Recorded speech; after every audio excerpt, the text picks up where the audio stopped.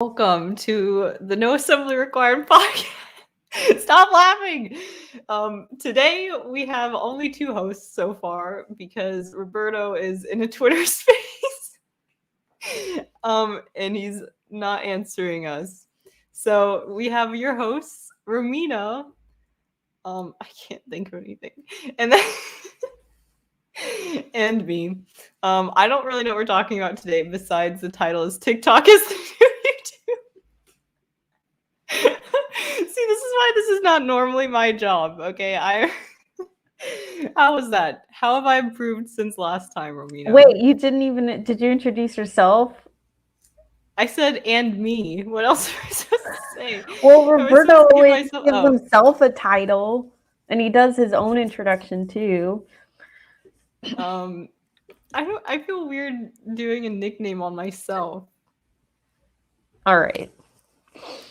I just said it's Romina and me. That kind of sounds good. Sounds like a 90s movie. Romina and me. Romina. No, Roberto. We don't know. We picked Roberto off the podcast. That's what this is. Plot twist. So we sent flares into the sky, and Roberto has lots of different things yet to get in touch with us. But he is currently sitting in a Twitter space as a listener. So is he ignoring us? Maybe. I don't think so. He's probably doing Viper, something. You are more than welcome to replace Roberto. Since we have been abandoned by our co-host. This is tragic. I haven't really read the text, or I forgot what we were going to talk about. I just saw that we were going to talk about something YouTube related for me, and then talking about something else for you guys. So, question. Were you ever into Liza Koshy? Yeah. Are you still into Liza Koshy? I still follow her, but she doesn't really post on YouTube anymore. She's like mainstream now. Mm. Why? Did you ever watch her show? What was it, Liza on Demand? I think I watched maybe the first season. I think I watched the first season. Why? Why did you bring it up? Because... Oh, YouTube Originals going away? Because YouTube Originals is going away? That's what the word is. How many seasons did she do? I think it was a couple, right? Oh, there's 3 seasons? That's a lot. Yeah. Yeah, I mean, I guess they just weren't... I wonder, do we know why that they canceled YouTube Originals? Was it just... I feel like it felt too much like TV for YouTube, and it felt a little out of place, but I don't know what the real business reasons were. Well, I think they were going for Netflix kind of high caliber entertainment, which it's kind of a little bit like... I think maybe people weren't really expecting that kind of content from YouTube. And so it really clashed with the audience and what they were expecting. Yeah. I mean, even like people who, what's it called? Like YouTube, it's not YouTube Red. Yeah, what is it called? Premium? Right. Premium, like I feel like the only reason people really use it is to just not have ads. Right. Wait, Viper is actually... We need a co-host. Oh my god, yes, I love this. Should I just add him? Are you gonna add him? Should I add him? Yeah, you add him. I'm trying to tweet. Hello? I mean, when I say give me the link, what you thought I was playing? Like, you sent the link, I'm here. What's up? Thank you just for ready to go. Roberto stand-in. I don't know where he's at, man. Maybe he's off doing what he's doing. Like you said, he's sitting in the Twitter space. So until he gets there, I'm gonna crash. I'm guessing he might have fallen asleep. You know what I'm saying? Yeah. Like this wouldn't be the first time that he might have. He might have. Listening to the sound of NFTs just in the background. NFT ASMR. No, that sounds awful. That is the last thing. Let's I would talk ever about listen to. non-fungible tokens. No, Oh, give God. Whispering. Oh, dear God, please no. Please no. So, Viper, today we are discussing the demise of YouTube or the radical change of What? YouTube. I So don't the really think idea, getting rid of originals is a radical change for YouTube because no one watched them in the first place. Will you tell her, Audrey? Will you tell her? I mean, seriously. well, I mean, weren't you watching? Okay, so you never watched any Liza on Demand? No. I think I might have watched like 1 or 2 episodes of season 1, and then I was just like done. What about any other? I can't really. I remember YouTuber. James Charles's thing, but I didn't watch that either. I just know of it. I think because the problem is you don't go to YouTube for this type of content, and people would be like posting those videos on their actual channel, and it just felt so out of place. And even like the TV format just doesn't really work as well on YouTube. Like it takes so long to get to the point, like normal YouTube videos. I don't The know. thing is, people don't come to YouTube to watch traditional TV. They come to watch like regular everyday Joes talk about their lives or show them how to do something or be entertained, but not in the way that you're entertained watching traditional TV. So when YouTube is trying to go all Hollywood or YouTube originals and this, that, and the other, it's not going to work. That's not how the platform came to be what it is today. But then what about shorts? Oh dear God, that's a whole nother monster. I think, but what I will say for shorts is that I think shorts has a much more successful chance of, much more better chance of being successful on YouTube because our attention spans are like a peanut. So, True. yeah. Viper, who are you calling a peanut? Listen. You just called everyone out. Everybody, okay. Our attention spans are not what they used to be. We have to be instantly gratified or instantly appeased. Otherwise, we're on to the next thing. You know how it is. True. I was talking to someone yesterday and they described the videos on YouTube as shorts and longs. I'm like, I really do not like this. This is not. I've heard this too. That is awful. I hate that description. I just don't like it at all. I don't like that they're so separate. That there's like a huge. I feel like shorts and YouTube just it feels very separate. Like even the type of creators are. It's like, oh, they make shorts. It doesn't even really feel like a normal YouTuber, you know? Like it feels like a you, different. Audrey? Is that like your personal sentiment? You're discriminating against the shorts? I am. I'm not saying it's a bad thing. I'm just saying it's like when you think of a YouTuber, do you think of like a channel that only makes shorts? I feel like it's almost like a surprise when you go on their channel and there's only shorts.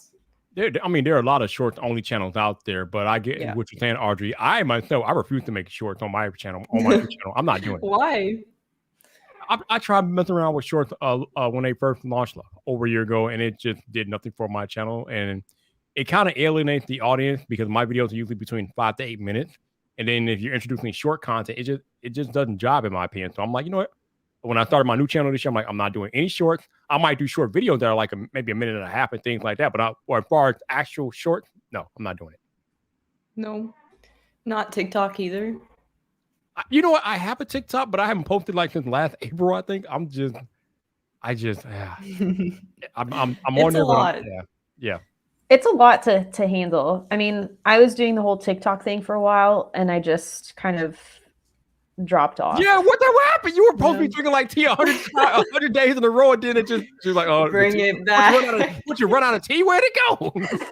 Rumina, I want a season 2. Yeah. S2. We were investing. Yes. We were invested. Well, maybe what I can do is start doing it for Twitter instead. It's just a lot to manage all the different accounts. It is. You know, like I feel like I can't do all of them equally as well all the time. Also, every time I think about TikTok, I come back to something that Roberto told me a while back. TikTok is still owned by a Chinese company. So if we run into issues with the Chinese again, I mean, we were close to pulling the plug on TikTok here in the U.S. with Trump in office. I mean, what's the thing that won't happen again? Right. Yeah. Yeah. But I guess that's the case with anything, right? I mean, like people who find Twitter controversial, right? And it's like maybe if they find something wrong with the platform that you're on, they might just all bounce, right? At least like a quarter, a part of your audience might just be like, all right, we don't like this platform anymore. Peace out. Right? I don't know, Romina. There's a difference between finding an issue with the platform and then the platform having an issue with the entire government. Okay, that's a little different. I'm just saying it could be both, right? That it's like you shouldn't put all your eggs in one basket because either of those things could happen, right? And you could lose your audience, you could lose your income. Yes, ma'am, you're correct. Yeah. True. But you're absolutely right. Yeah, it brings up a really good point that it is a foreign entity, the corporation. And for XYZ reasons, I mean, there could be political tensions that could lead to the platform just not existing for us anymore. You know? At any moment. And that's the crazy thing. It can happen at any moment. So enjoy your TikTok while you have it because you don't know. You don't enjoy. I want that on a t-shirt. I mean, enjoy your TikTok. I feel like the US is very business driven, so I would be very, very surprised if they pulled the plug on it because it's doing so well for, you know, the industry and stuff. I don't know. We'll find out. Audrey, are you on TikTok, Audrey? Do you have I am, but here's my theory with TikTok, okay? I think it's great for like reach. And I can appreciate for that. I think 90% of the content is mindless, which doesn't necessarily mean bad. No, it's true. It's literally, come on. You scroll TikTok and like random stuff. Woo! Mindless. Damn. Woo! No, like you consume it kind of mindlessly. Like it's just kind of like funny memes and stuff, which isn't bad. There's a lot of content on YouTube that's also mindless. Yeah. Like that's it's just I think on YouTube it's more you choose the mindless content that you're watching. It's not just like kind of served to you. So it's harder to kind of get lost. But anyway, TikTok is great for like reach. And I think it's really good for community building as well. Not even just with your audience, but with creators. Because since it's location based, if you make videos in like Los Angeles, it's going to get pushed to people in LA and you'll find people near you, which is really, really cool. That's something that I want to actually use because I don't post on TikTok right now. My goal is to basically, once I get consistent with YouTube in the next couple months, to start basically converting my content to TikTok. Once I get one thing under control, I'll move on to the next. But I think it's really good for community building, not just with audience, but with the literal creators themselves, which is interesting because back like a couple years ago, I found a lot of my YouTube friends through like YouTube comments, and now creators are finding their friends through TikTok comments. So I think that's kind of like the next or the new way that people are finding like creator friends, which is awesome. I mean, we got that statistic, I think, a few months ago that TikTok is overtaking YouTube in terms of people are watching TikTok more than they're watching YouTube, at least in 2021. And I think I expect that trend to continue here into 2022. So we shall see. Yeah. I mean, I think it's kind of like it's harder to establish an actual relationship with an audience on TikTok because they just don't see you for as long as like a 10-minute YouTube video. If they're only seeing you for 15 to 20 seconds, and you're, you know, it's harder to have that personal connection with the creator. But, oh God, I just got distracted. What was I saying? You get to, I literally got a notification, just my brain stopped.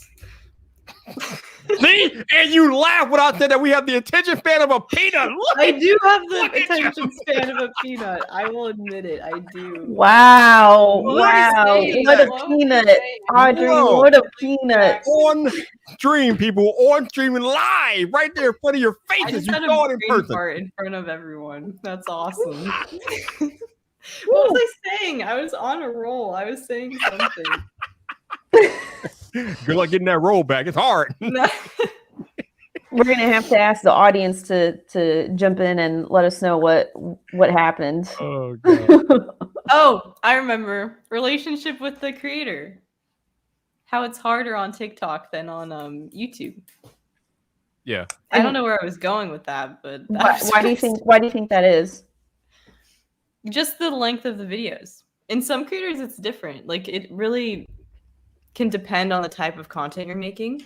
Like, it could be, you know, if you're a channel that does skits, like they're 20 to 30-second skits on TikTok, they're not going to know who you are as a person because they're just seeing these skits and they move on. They might see you like once or twice a day, which is good for like name recognition and brand, but you're not building that relationship with your audience as much. With YouTube, if they were making prank videos, there'd be, I don't know, like 4 to 6 minute, even longer, 4 to like 8 minute long video where it's not just the prank. You'd also probably see like, just have more details of what people are actually doing. So you learn more about them. I think that's kind of the nature of YouTube, right? Yeah, to Audrey's point, if a TikTok creator posts like 3 times a day, then it's a lot easier to like build a relationship with that person and get to know them because they're posting more frequently. But I don't know how many TikTok creators are posting that frequently. So if you come across their TikTok and they're only posting like once a day or once every other day, then in that minute or less or however long they post, it's very difficult to build that relationship with them. So you don't get that relationship building that you get on a YouTube channel. Yeah. Also, Romina, I have to accuse you of false advertisement, Romina. Oh. Where is the bird? Okay, if you're gonna post the bird, Romina, where is the bird? I don't see the bird. Okay. I just needed a picture. I was trying to do it real quick, you know, because I can't tweet without a photo. Because like people ain't gonna look at the link. There is a bird in the picture, but I did not see the bird on the stream, Romina. What's going on here? We got to call the Better Business Bureau out here or something. No, it's just that I need to post a photo along with the status update, right? Like I'm live, because then people won't look at the link, right? And like, yeah, all right, there isn't a bird, but 50% of that is correct because I'm in it, and I'm in a podcast. 50%, okay. So it's 50% accurate. I feel like that's pretty good these days. A 50% accuracy. That's better than most clickbait. That's what I'm saying. I don't know why you guys are giving me such a hard time. Oh man! While I'm here, I don't really get to talk to you, lady, too much face to face. So, Audrey, how has life in LA been treating you? Everything going okay? Good. Yeah, I'm just working. She's living the content creator life in Los Angeles. Oh yeah. Don't let it fool you. She's going to. This is right. She's going to mansions. She's going to creator parties. No. Masks off. Oh, yeah. No, let me find out you going to a Playboy party with Audrey. For sure. So, how are you? I was going to ask. All right, now you go. Go ahead. No, I was just going to say, how are you doing, Viper? I am great. I now have a job that allows me to work from home, and it also gives me time to work on my own content. So I'm living my best life. How's the channel doing? The new one? So far it's off to a good start. I had a lot of my people that came over from the old channel, so I think right now I'm sitting at 681 subscribers in the first month. So that's cool. And that's just awesome. putting out 3 videos a week at this rate. So yeah, as long as I keep that up, we'll see what happens. That's awesome. Wait, why did you choose to make a new channel? Is this something you've talked about a lot? Or are you just okay, maybe I should. He mentioned it on his Twitter, but I think it's worth mentioning here as well because it is on topic as well. Yeah, okay. I started my new channel because I made a lot of mistakes with the old one. Basically, I used to do like 4 to 8 hour live streams on the old tech channel, and a lot of times those 4 to 8 hour live streams were not really tech related. And when you live stream that much and the content is unrelated to what the main focus of the channel is, it will just skew your analytics in a way that there's no coming back from.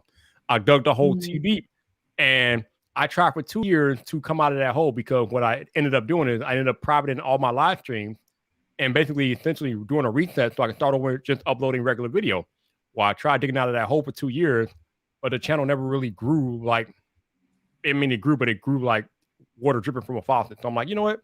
It is time for me to start over from scratch, brand new channel, no live stream, fresh data for the algorithm.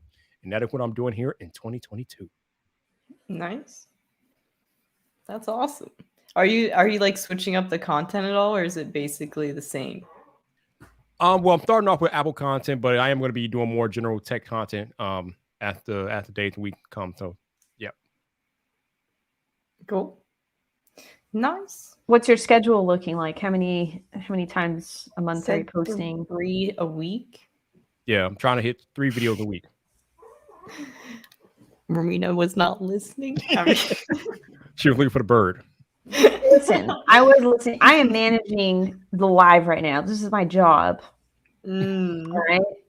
Let's not even mention What does that mean? There's somebody here who has a very specific job on this podcast. Okay, yeah, I should really. That has not been my fulfilled mouth. in 10 months. What? We don't need to bring this up again. I feel so bad. I need to like integrate this into my schedule. I've just been pushing it off. Our poor listeners, the ones who do not join us live and who just listen to us on I think we just Spotify, haven't been existing. They think that we're dead because we have not uploaded an audio file since what is it, Audrey? October 2020.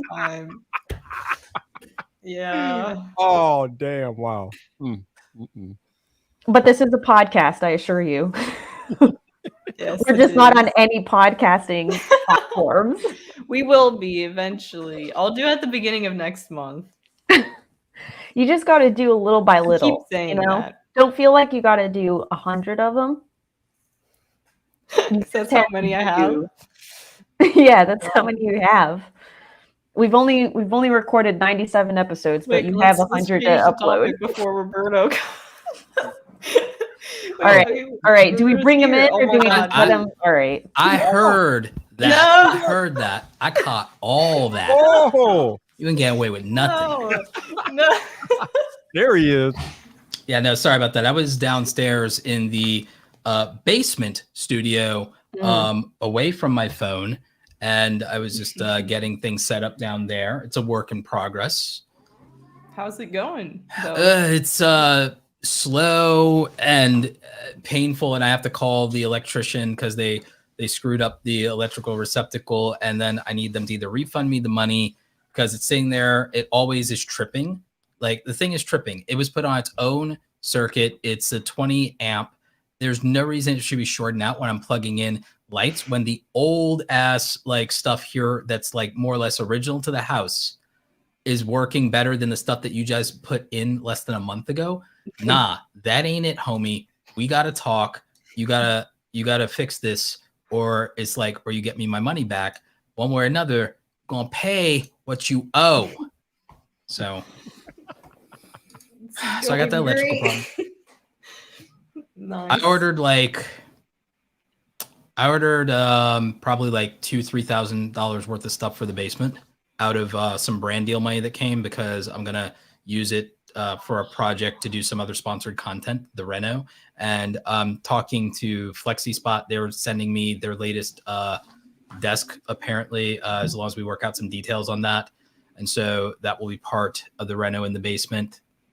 There's a lot of, oh my God, it's so expensive to get, because I have the square footage I have is pretty nice.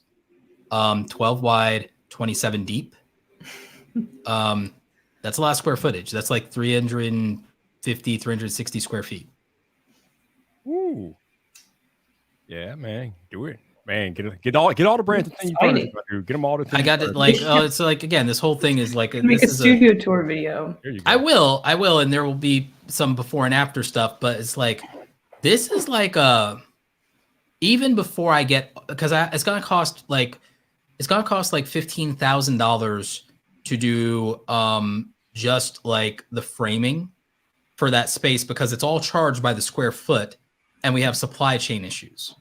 So it's gonna cost $15,000 just to do the framing. And you guys already know I ain't got it quite like that, because I emptied a lot of coffers into acquiring the house. The down payment on the house was where the money went, and then some things I had to do to make the house safe. And it was safe, but I had to get up to code. I had to do the rewiring of the electric. I had to do wired CO2, carbon monoxide and smoke detectors. That was super important. Alarm system. And then I had to get the internet. This house had never been wired for internet.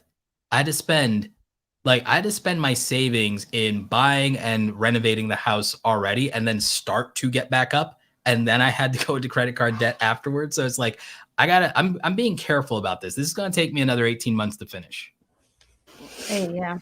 Slow and steady wins the Unless race. a brand wants to hand me a huge bag, it's going to take me like 18 months to get this done. Yeah. Well, what you could do is start another TikTok. Instagram Oh. account. Okay. Well, I Wait, mean, you can what? start a TikTok if you want, but you can I'm start just- a home renovation one. That's a little bit like not. You don't have to go overboard, Roberto. You know what I'm saying? Actually, Like you just Actually- do before and after shots, and you can start reaching out to brands and get you can get stuff done because they will support the micro influencers. Like I follow a number of Instagram accounts because I just like looking at pretty stuff, and like I see that kind of stuff all the time, and they're small. They're like 20K, 30K followers. They get sponsors, they get brand deals and stuff like that, and they get like free furniture, like things like that. I think the more Roberto Blake channel, Yeah. and if I do some behind the scenes content there, Mhm. and the Reno stuff, and YouTube shorts. You just got to find a way to weave it in. Oh no, it's like Yeah, the yeah. more Roberto Blake channel, I can post anything I want. I can post random Right. content there. That's why it exists. I've been debating turning it into a reaction channel at this point. But I can do anything with the more Roberto Blake channel. So the thing is that can be completely personality driven. That can be random stuff. And the Renos, people want to see it. But I also can get more people to become channel members of my main channel by posting stuff about that because people are curious about it. People pay $5 a month to be a part of that. So the thing is, if I get a bunch of new channel members, if I get a couple hundred new channel members every month that are watching the progress of the studio being built from the ground up, I think that there's something to that, and to where the channel members might be able to come through. And then, if I get like 500 channel members, slowly but surely that helps cover some of the cost.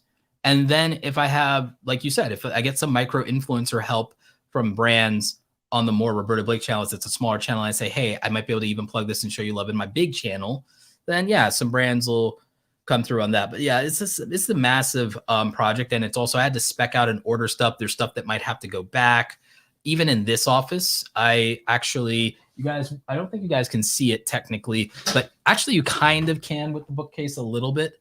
Is with the bookcase, I actually there's some like sound board stuff behind there now.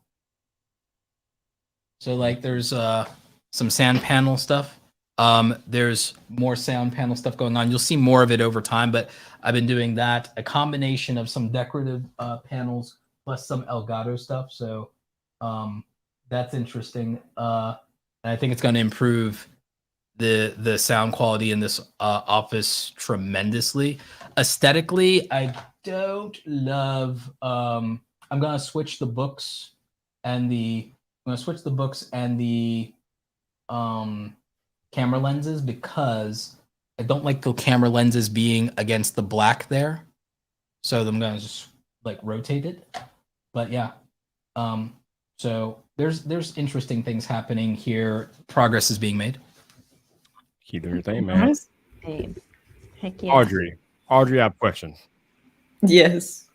Speaking of things being abandoned and things like that, what is going on with the channel, Audrey? I see like the last video was the Oh my god. What's happening here? Speaking Oh, of being Audrey getting called abandoned, out. Jesus. I'm just curious, like what's going on? Where did you go? Come back, Audrey, come back. Okay, so here's my plan. I posted in November. My goal is to be posting at least once a month because of the type of videos that I'm trying to do. They just take longer to make. It's a different strategy than what I was doing in the past. So my goal is to post once a month, and I'm going to be starting this month with that new schedule. So I missed December because honestly I couldn't with work in December, but this month I'm going to get a handle on it and start posting once a month. a solid video. So that's my plan. I have not abandoned my channel. It's the opposite. I feel like there's been a lot of work behind the scenes to just figure out a strategy and like what I actually want to make long term.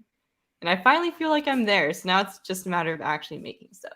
So I know it looks like I've abandoned my channel, but I swear I have not. I'm actually probably the most excited about my channel that I've been in years. Well, that's do really it. Incredible. Let's go. Absolutely incredible, Audrey. Audrey, didn't you say Well, you now were I going to have to actually soundproof make your things. room? I was, and I just haven't done it. That's like the theme of the whole lot. I don't know what to do. The level of professionalism I don't and know. No, just normally progress I'm on this pointing the other broadcast. way where I actually have things on my walls, but I have nothing on my wall this way, and it looks awful. I don't know what to Yeah, put you on need this art. You need art. That's It's called probably- art, Audrey. That's what you need. to start.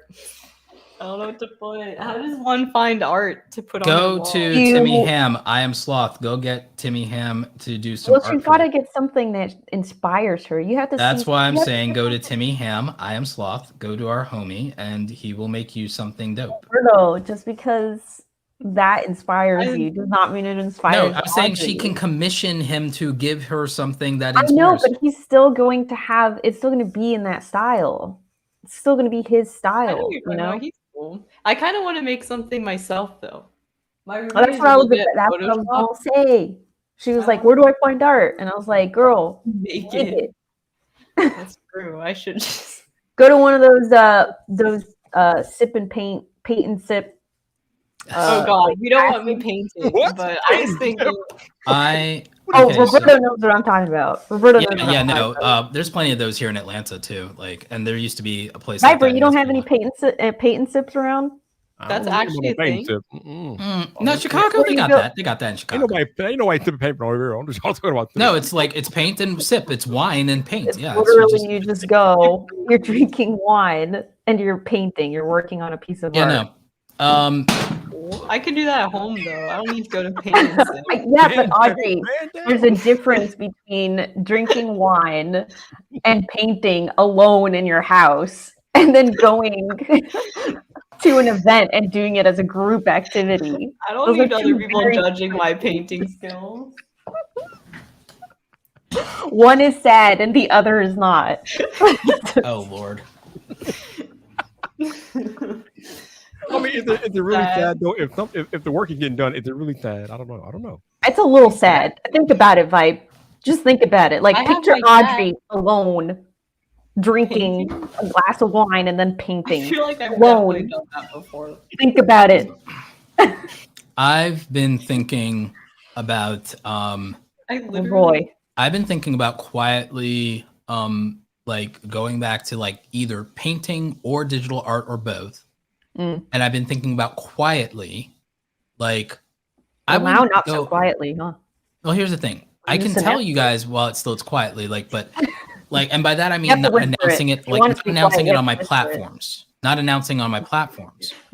But here's the thing. Hear me out. I've been thinking I'm listening. about like either doing my digital art or even doing hand painting and then digitizing it, Mm. or both, or some combination of, and like making like my series of like my own original art, because I can do like my art is like fantasy stuff, and it's like a lot of it can be like super dark, right? Like I could do like an angels and demons series, right? I've been thinking of like doing like just this really like dark aesthetic artwork, very like gothic, and like actually minting NFTs, but not trying to sell it to my audience, just going into open seas like a nobody artist, like in the old days, like I did in the old days when I was first on the internet, go into open sea, put my stuff up on auction and see what people will bid for, like if I do like a 7 Deadly Sins series, right? Like I could literally do a digital art series and do a really like gothic, very dark, messed up like 7 Deadly Sins series, mint that and like make it they can go like I could probably do a limited run series like 1 of 10 or 1 of 7 or something like that. Because like That is something that Are you gonna do this on your iPad? Do you think, or like I might, because that could be an interesting way to do it, or I might just do it with my Wacom tablet because I am like that type of person. I like these bigger screens, and I can use the screens like canvas. I also, by the way, for the basement, I'm buying eventually for the basement, I'm buying the 24-inch Wacom tablet. For real? Nice. Yeah, the 24-inch. What are you gonna do with that? So with FlexiSpot sending me their largest desk, because they're sending me their largest desk, I have two, are they LG or Samsung? I think I have two LG or Samsung monitors already. And I think they're 27-inch or something like that, monitors or something. And I would get a larger, like maybe 32-inch. And so I'd have the 3 monitors. I saw this really good art setup. So I'd have my 3 monitors and my Wacom there. And I'd probably run it from another Mac Mini, or I can run it from even my MacBook Pro, and I could just do that, and I could have a digital art and streaming desk down there. So if it's a digital art and streaming desk, then that's like really dope, and that's like, okay, let's go. Kind of hardcore, yeah. Yeah, go straight hardcore with it. And yeah. I mean, Audrey can just come over and bring her bottle of wine and fly. Just use you guys, I actually have an example of my painting skills. You ready? This is why I don't paint. I mean, that's kind of cool for an No. It's cool. Don't get me wrong. I just feel like this overwhelming sense of like impending doom. Like this is what I'm feeling right now. It looks like know the reason? What did you say? It looks like traffic. Looks like traffic, yeah. I have one canvas, so I just keep painting over it over and over again. That's interesting. That's an interesting idea. No, that's great. What is it, My the dad, painting? Is that's what's going on? The never-ending painting? That's what that is? my dad does the same thing. No, my dad does the same thing. Like he'll often go back to like a canvas, like when we have bigger space, like when we like the house that we used to live in, we had more of his paintings on the wall. And he would literally just like grab a painting off of the wall and then just paint over it.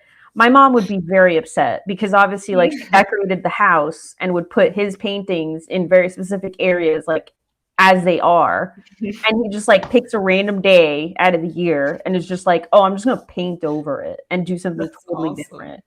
And it's like the painting that she liked is now gone, right? Forever. You gotta enjoy I it. totally get it. Yeah. No, that's. I got a question for Romina.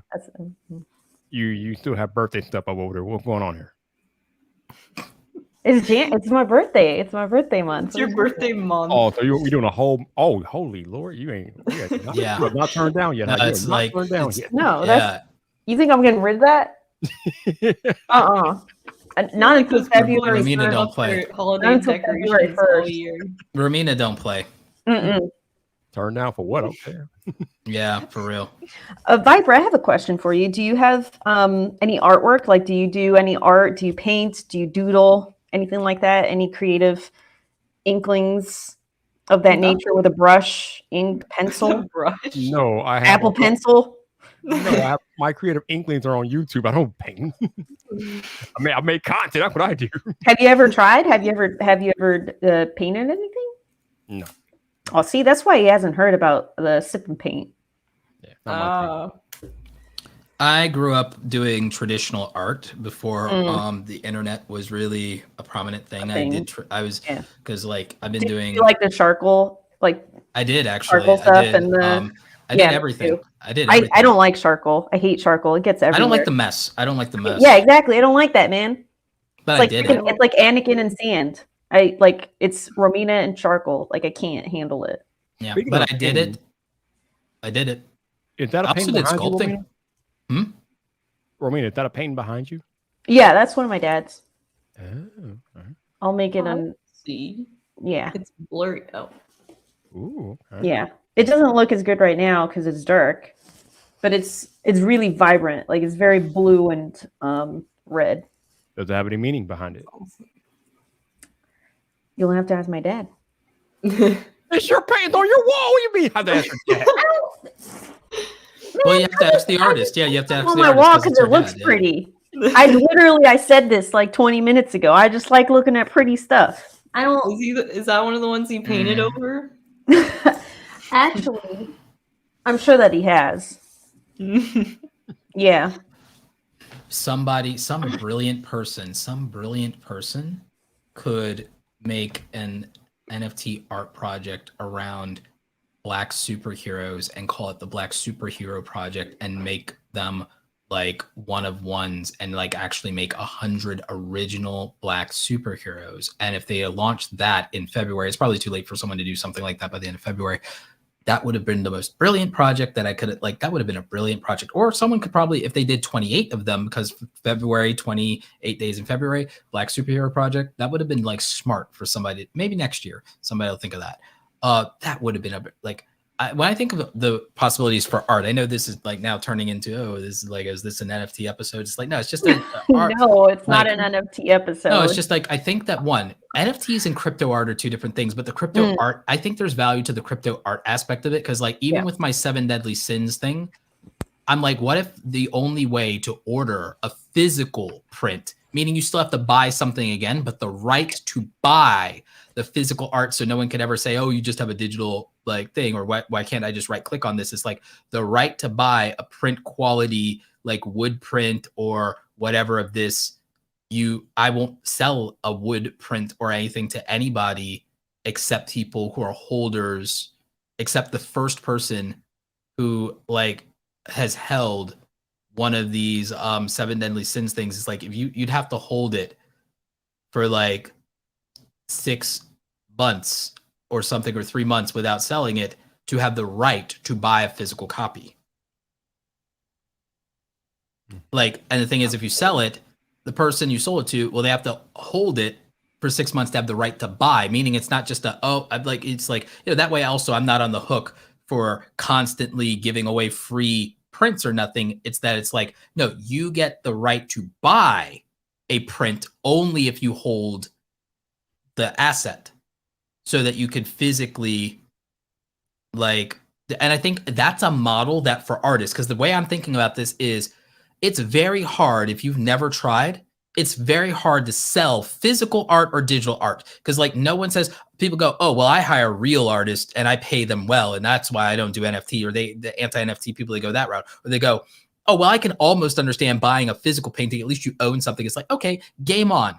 What if now what you're buying is you have the digital thing in your collection, but now you also have the right to own a physical analog piece of art as well. But there's conditions in the contract. There. Boom. That's like how you could make something like that work, by creating a digital and analog combo, the same way someone goes out and buys a DVD, but then gets a right to have a digital copy. Because when we buy Blu-rays now, that's what happens. We get the right to have a digital, and we get to choose which marketplace, whether we do it for our Apple or Amazon or whatever. We get that code and we get to cash in and get a digital copy as well as a physical analog copy. What if we do the reverse? If you buy the digital, you get a right to the physical. Hey, Audrey, who's the special guest? This is Rusty. Oh, no. Do you Look know, how like, large she is. Yeah. What kind of, isn't Rusty is Rusty a tabby cat? Yeah. I don't know what he is. I think he's literally just a normal short hair tabby. He's just large. It would have been dope to name him Tibbs, because Sergeant Tibbs, because then he would have been Sergeant Tibbs from 101 Dalmatians. Refresh my memory. The obscure reference. The Thank Disney you, animated Roberto. 101 Dalmatians. Sure. Roberto, do you have HBO Max? Yes, I do. Are you watching The Peacemaker? I am not currently. I guess I could. I've been on that Book of Boba Fett. Ah, okay. I need to catch up with that too. Great question. Oh, I have a question. What I'm trying to make an email for Create Her and I don't know what to make it. What do you mean what to make it? Like an email for Create Her, because I want to make a YouTube account and I. Oh, you mean an email address? You don't know what to make the email address? Hey at createher.com. Yeah. Do you have the webs? Do you have the .com? I have the .org for Create Her. Oh, then hey at createher.org. Yeah. hey or hello or hi, whatever. Hello doesn't at matter. createher.org. Yeah. How do you do that with the Actually, no, I wouldn't do email? hello because hello would be what your public facing email is. I would, for the YouTube account or whatever, we'll talk offline because you should Yeah. make, you're not, The the one you make for the Yeah, YouTube let's account not should actually suggest be what it secret. should I should Right. tell people. So the public one can be hello. Right. That's right. Follow the Roberto Roof email. True. Do that. I almost Yeah. slipped. How many Yeah. emails do you have, Viper? How many email addresses? Oh Lord! At this point, probably 6 or 7. I have a lot. Same. I have more than 10. I think I have probably 20, close to 20. I'm What? probably right there with you, Romina, because I Why? have. Well, the thing is because systems. you have to make one. For example, like if you have a business or an idea, right? You have to secure your usernames on Instagram, on Twitter, and all of this, all that stuff. And to do that, you have to have an email address that is exclusive to that account. And so you have to make an email address.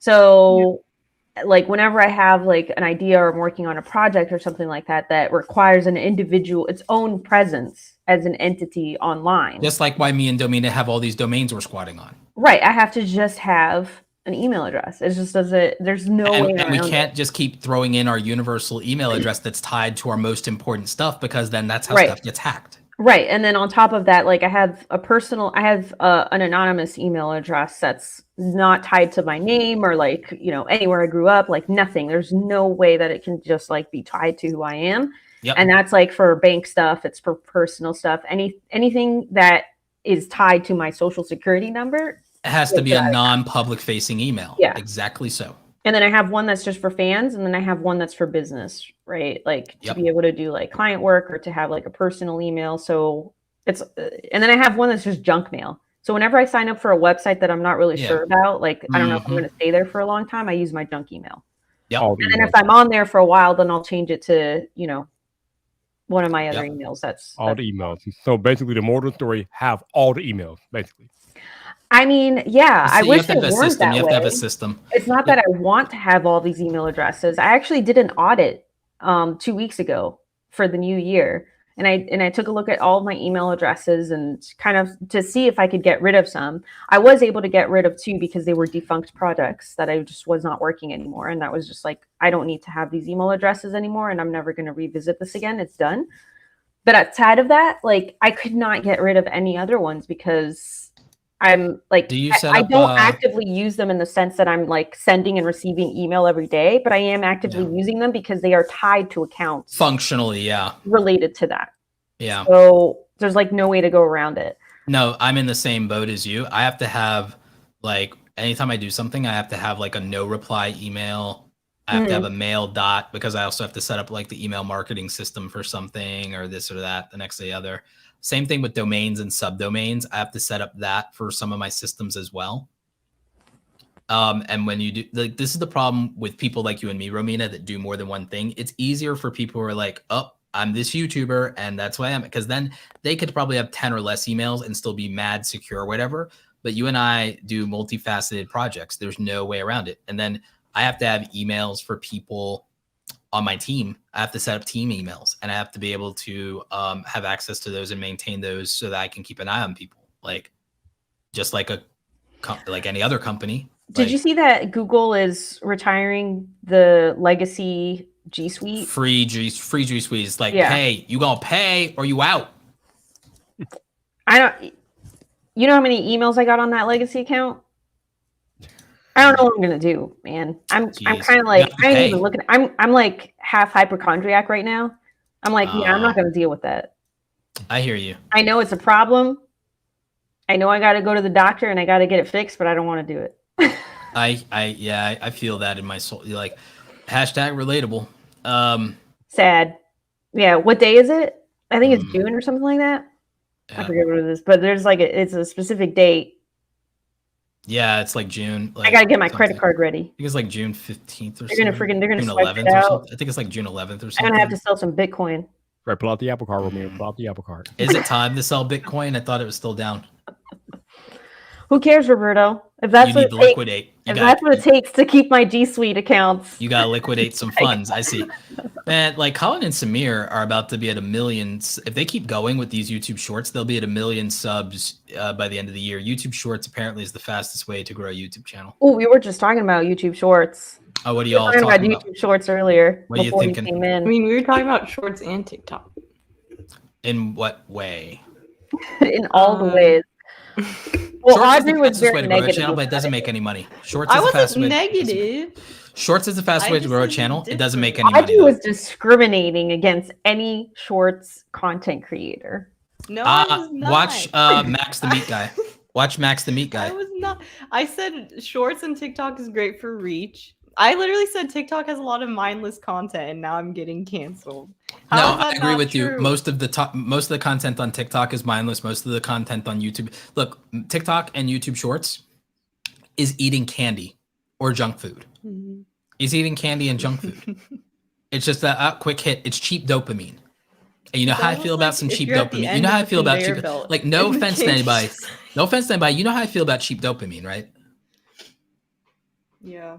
Like, this is the thing that makes people like, do you realize the rabbit hole of time people and gang know, like, yes, entertainment has its value. I'm not dunking on that, but I'm like, all right, you're gonna do that. Don't tell me if you're like, you know what I hate? I'll be real. I'm gonna vent here for a minute. You know what I hate? I cannot stand going on the shorts of business people like Lewis Howes or Gary Vee or Chris Doe and seeing people whine and bitch and cry and moan in the comments about being broke. And then I'm like, you're sitting here telling these rich dudes that they're out of touch and they don't know what they're talking about and everything. And you're sitting here wasting your time on shorts. And I know you on this rabbit hole and I know you're here and on TikTok, waste your time watching content that don't mean nothing to you, that you're not going to go out and do a damn thing about. You're sitting there crying about hustle and everything like that. Maybe if you actually spent the same time you spent in the comment, because you could have watched this thing, rolled your eyes at it, had your hissy fit, like think, oh, Gary, think that Gary or Chris or Lewis is like an asshole. You could have went on with your life. No, you sat there and you wrote a whole paragraph ass comment and everything like that instead of doing something meaningful or monetizing your life.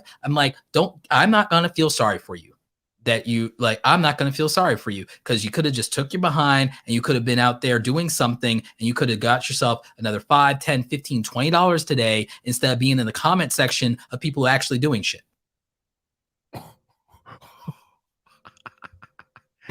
That is a level of real that most people ain't ready to hear, Roberto. And it's like, and people would come at me and say, I'm toxic as hell. So like, yeah, I'm toxic as hell. What are you going to do about it? What are you going to do about it? What are you going to do about it? Oh, he just cracked his nose. Oh, what are you going to do about it?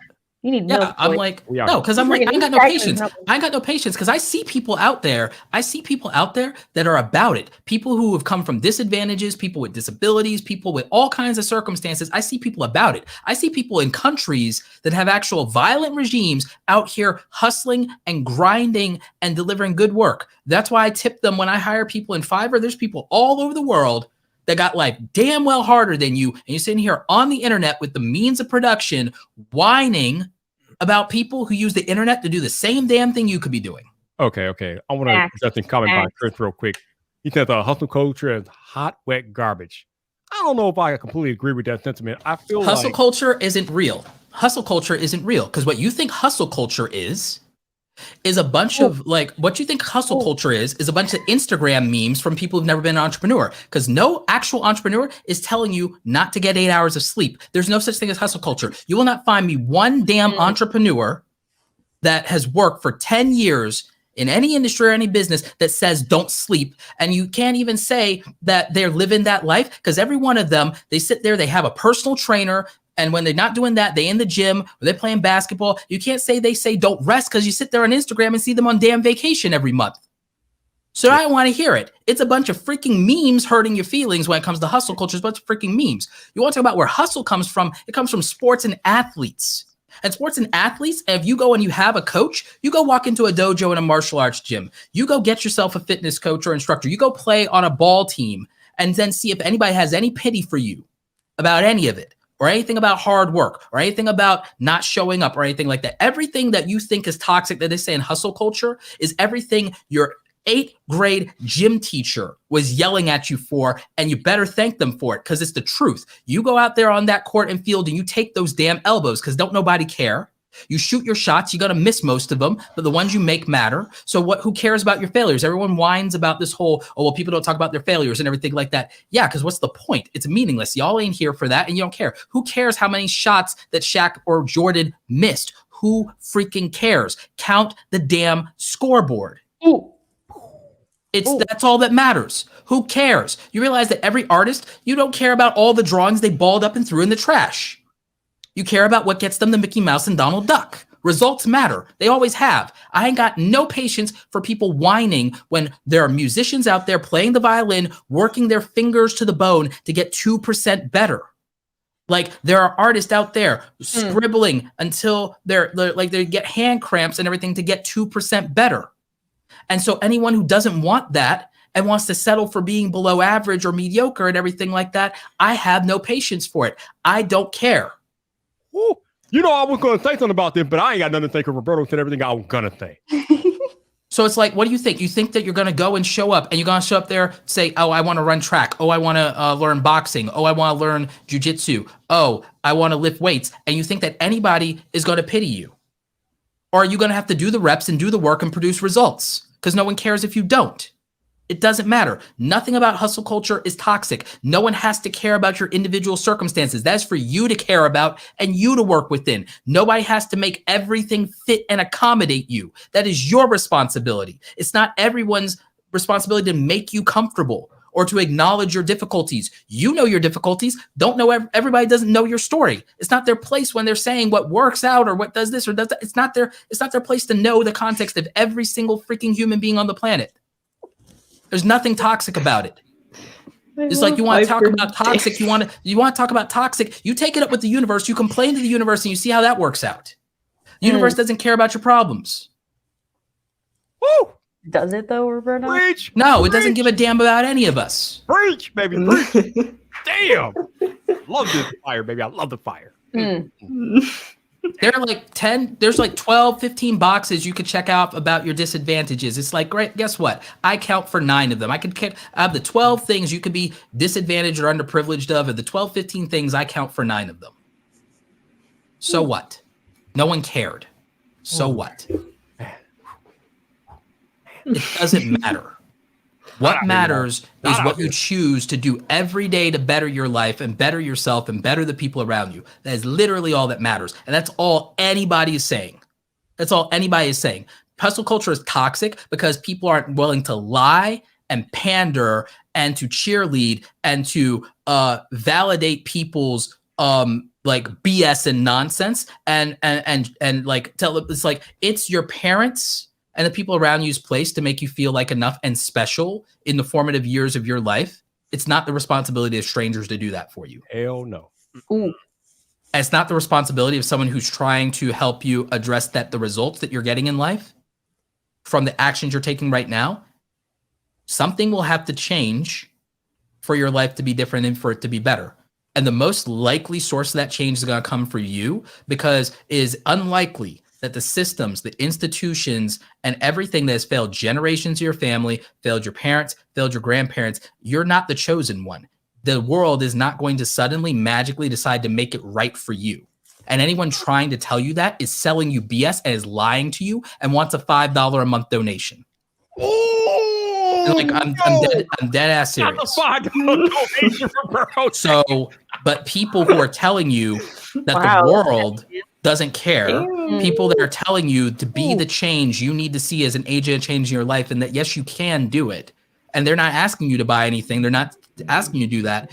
Those people are toxic people who for free will tell you the world is harsh, it's difficult, it's been unfair to you, it's been unfair to the people who came before you, and it's probably going to continue to be unfair. Here's the good news: you can be kind to yourself. You can be kind to yourself by changing your day-to-day habits, your mindset and your mentality, and you approach this with fresh eyes, because what got you here is not good enough and you deserve better. And if you want better, it's going to come from you. It's going to come from you. It's not going to come from somebody else. It's going to come from you. The world is not going to change to meet you. It's not going to rise to meet you. You are going to be the best agent of change in your life. And by the way, you are the person who knows your problem the best. Why would a stranger who hasn't lived your life best know about your problems? It is going to be you. So, telling people that for $0 is free, but trying to grift people into believing that the system is going to change if they yell and scream hard enough and if we all come together. No, that's nonsense. It didn't work for our parents. It didn't work for our grandparents. It didn't work for any of the people before us. And we're not that special that it's going to work for us now. The world is not going to change for you. The good news is you can change for yourself because you just have to do one little itsy bitsy thing. Love yourself enough, because the strangers in the world ain't going to do it. Love yourself enough to say that I can do different, I can do better, and I'm deserving of better, and I'll make sure that I get it because I don't expect anybody else to love me enough to do that for me. That man just said, be the change that you think. That's what he said, y'all. That's what he said. Oh, you know what? Speaking of change, Roberto, how do you feel about the changes that YouTube is making? Which ones? I don't know. I thought that was a pretty YouTube original stuff. So the thing is, they were right. They maybe should have killed that off sooner because they had a handful of hits. They had Cobra Kai, they had Retro Tech. Roberto, you ever watch Lives on Demand? I did, and it was all right, but it wasn't great. Yeah. I didn't know Cobra Kai came from YouTube originals. Oh yeah. Yeah. No, they had a couple of hits, a lot of misses, and they blew a lot of money to do it. And they would have, even with the ones where they went and they backed creator initiatives, the audience didn't respond the same as if the creator had just made homegrown content. Like YouTube audiences would rather just see creators make like a thing. I mean, look at Mr. Beast Squid Game. They'd rather just watch the content that creators make without the whole angle of like this overly produced YouTube production. Even when you do a produced video, Mr. Beast video still looks like a Mr. Beast video, even when he spends millions of dollars on it. So I feel like they should have given creators a budget and seen what they did. They tried that years ago in the early days of YouTube with the YouTube Channel 1 project and everything like that. And the only two creators to actually make good on it and make them money back, like make them money to go profitable on that, were John and Hank Green. And the only person to kind of sort of almost break even a little bit for them was Philip DeFranco as a good investment. Even SourceFed wasn't financially viable after the blank check they got. Well, it wasn't really a blank check, but after the check they got from YouTube ran out. And then you saw that SourceFed sold to another company and then rebranded and it didn't work out. And then even when the old crew creators got together, even that didn't work out. It's like, so investing in YouTubers, you better just like be prepared to like lose that money. If you like, I hate to say it that way. It's like, it's something where you have to be prepared to lose that money, you know? And these YouTube originals ended up being the same thing.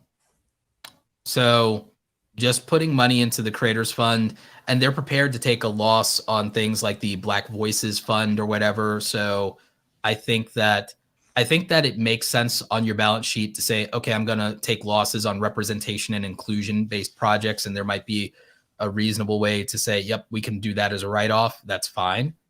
But the rest of this stuff and trying to compete with Netflix, that was a bad idea. They're better off continuing to buy IP to give away for free and rent, with like how you can do YouTube movies and you can watch a bunch of old shows and movies for free. They're better off competing with Netflix that way by having a free alternative with ads to holding certain IP licenses. So the YouTube Originals thing, I'm good with them making this decision. I think that this was a conclusion they could have gotten to sooner and cheaper. The YouTube live shopping thing, I'm interested in because of how the Amazon stuff or live stuff is working out, and creators basically having a QVC. I'm down. Like, I think a tech channel could do, based on this, I think it becomes practical for a tech channel to do shorts, product reviews, and then these once a month shopping live streams helping people buy stuff. I could see that working for a tech channel. Viper, take note. Like, I could see shorts, regular content, and then live shopping experiences being great for the tech community, great for the beauty community, great for the fitness community. I could definitely see it. And so, yeah. And then what's the other change they made? How do you feel about YouTube providing media kits for creator part of the Brand Connect program? I think it's dope. Doesn't necessarily, people would think that it competes with my product. They're limiting this to your YouTube channel, whereas my product is about your entire brand. So for a free, cheap media kit, okay, cool. But here's the other thing. You don't get to put your prices in this, and you get to put your other platforms. I like it, and I like that it's free. It's better than nothing. It's better than nothing. So I'm like, okay, game on. I'm gonna make a video about it, and I'm gonna be like, yeah. It's like, actually, I'm designing an advanced media kit for Jeff. Me and Jeff are working together on designing his advanced media kit. Jeff, I ain't forgot about you. And so it's a more advanced one, because the thing is, yeah, YouTube, this is all your YouTube channel data, but what about all your other valuable things? Because you and I know, Viper, that it's all your other properties. Your first deal was with Clubhouse because you had a Clubhouse presence. This YouTube media kit wouldn't help you close that. Nope. And here's the thing. They're giving it to all creators. Cool. When? Because not every creator is in the Brand Connect program either. I don't even know what that is. There you I've go. never heard of the Damn, brand shit, Connect. prudent point. Wow. See? Damn. You want to explain to her what it is, Roberto? So here's what the Elevator YouTube pitch? like. Okay, so remember when Google and YouTube acquired FameBit? Yeah. FameBit was a brand deals marketplace connecting creators and brands together, and it was, you could pitch, they could put out stuff. It was, it was very much a pitch based marketplace. But the Brand Connect thing is different. You don't get to go in and pitch. They come to you and they make you offers, and it's a concierge based service. And so it's not any really different than a brand deal, except for a regular brand deal, except one thing. It comes through your YouTube interface, and it's tracked through your YouTube interface, and it's paid through your YouTube payments. YouTube does not take a cut of that, by the way. They don't take a cut, but it does come with your AdSense check, just like your super chats, just like your YouTube premium money, and just like your ad revenue. I don't know Okay. how I feel about it. Come But, up like, with your ass today. Don't But- most creators who are doing, A cut deals and stuff with managers and is the most convenient way for them to pay you, because your payment thing is it's meant to be already like a one-stop shop. Yeah, because you don't have to put in new payment details. Because Viper, think about it. It's also good for the creator, because think about it. Right now, Viper, if you got a $5,000 brand deal, it's going to cost you to receive that through PayPal. You're going to pay $150 in receiving fees through PayPal. Then you're going to pay $15 to transfer it to your regular bank account. You're going to lose $165 of your $5,000 brand deal, Viper, just for going through PayPal. If it's coming through your YouTube payments, you're losing $0 because it's just going to your pre-established bank account. So direct deposit. It's basically a direct deposit, already set up, already in play. You lose $0. So think about that. YouTube's not taking a cut. They're coming to you. It's all in the system. It's right there. And you lose $0 in transfer fees. I mean, when you put it that way, it doesn't sound too bad. Yeah, Right. it's our money now. Them transfer fees be eating people up. Viper, dude, in transfer fees through all my transactions, all my businesses, all my stuff, PayPal, Stripe, my bank, Shopify, all of it in fees last year in 2021. Dude, these institutions got me for $9,000 in transfer fees just to collect my damn money. Why you think I'm into crypto and cutting out the middleman and cutting out the banks and the nonsense? $9,000 that could have been in your boy's pocket in freaking fees. that's ridiculous. Damn, that's rough. That's rough. That's rough. That's rough. You realize how many freelancers projects I could have do you realize that's $9,000 in fees is almost a down, that's part of a down payment on another property or something, man. Come on, man. You could have gotten us all houses. No, I could have gotten all of you 9,000. dilapidated houses. Could have got you some of them derelict properties like freaking Fight Club. Hey, I'll sheesh. take it. Oh God. Yeah, nah, I'm the thing that I am looking at with some of these things and some of these systems is making things more convenient for creators, making them more affordable for creators, and making them easier to understand. I think the media kits thing is going to help some creators a lot with starting to think about, but here's the problem I have with it. It still puts too much of them valuing working with a brand on the publicly available data of their channel instead of thinking about the value of their reputation in their community and the value of the work itself. And so my approach to media kits versus like YouTube or any other platform giving you one is that I look at one, all your properties in your whole brand, the fact that that's opportunities to do more deliverables instead of just YouTube. But again, of course, YouTube can't go there. I can go there, but YouTube can't because YouTube has to focus on YouTube. YouTube can't build a media kit that includes your TikTok because that's not YouTube centric. Not to mention they can't pull that data. I would rather, now for creators, it's daunting to either hire someone or do it themselves to make a media kit that's like, all right, here's like my YouTube stats, here's my TikTok stats, here's my, but the thing is, that is your value to a brand though, because you can sweeten the deal and you can get more money. So it's in a creator's best interest to show off the entire package. But any platform that gives you that thing is only about, well, here's where you are in our platform. Yeah, you see what I'm saying? So that makes sense. So we've been going for looks like an hour and 10 minutes. So I don't know how long you guys usually do this, but about roughly this. I got a dip, guys. So are we gonna close out? Or are we gonna close up shop? You guys can keep going. Which one do you want me? You want to shut it down? What up? Oh, why is it up to me? It's your show. Yeah, we usually end around the 1 hour, maybe like 1 hour and 20 minute mark. So let's wind it down. Let's shut it down there. Right. Let's Roberto's got to make a really great, amazing, fantastic outro. Okay, Roberto, you missed my incredible intro. I'll tell you what, Roberto, don't go back. If you want to have a heart attack and you want to die before you turn 40, do not listen to that intro. Oh God! Hey, really? what? All right, so I'll close this out here and everything. Is that music? That sounds like elevator. What are we on, an elevator? What is that? We on the elevator out. That's the Roberto Lo-Fi stuff going on there. We on the elevator out. Lobby, guys. Let's go.